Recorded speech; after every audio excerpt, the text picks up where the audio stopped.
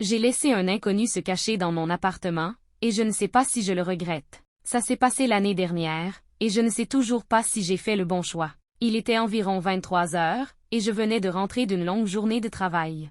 J'habite dans un petit appartement dans un quartier pas très sûr de la ville, donc je suis toujours un peu sur mes gardes en rentrant chez moi. Ce soir-là, quelque chose me semblait étrange.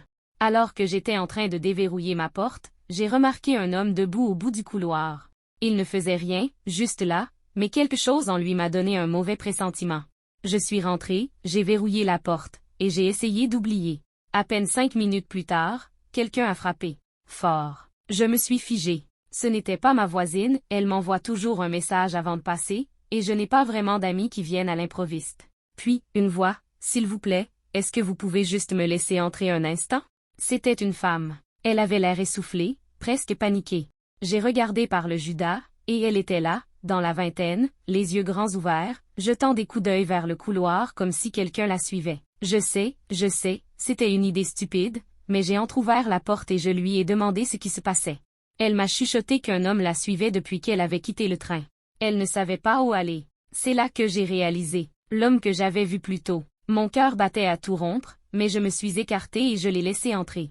J'ai verrouillé la porte immédiatement, éteint les lumières, et on est juste resté là dans le noir, à écouter. Quelques secondes plus tard, des pas lourds ont passé devant ma porte. Lent. Comme si quelqu'un cherchait quelque chose. Puis, plus rien. Elle est restée environ 30 minutes, assise sur mon canapé, tremblante. Je lui ai offert de l'eau, et on n'a presque pas parlé. Finalement, elle a appelé un ami pour venir la chercher. Quand elle est partie, elle m'a juste dit merci et a disparu dans le couloir. Je ne l'ai plus jamais revue. Je ne sais pas si elle disait la vérité. Peut-être qu'elle était vraiment en danger.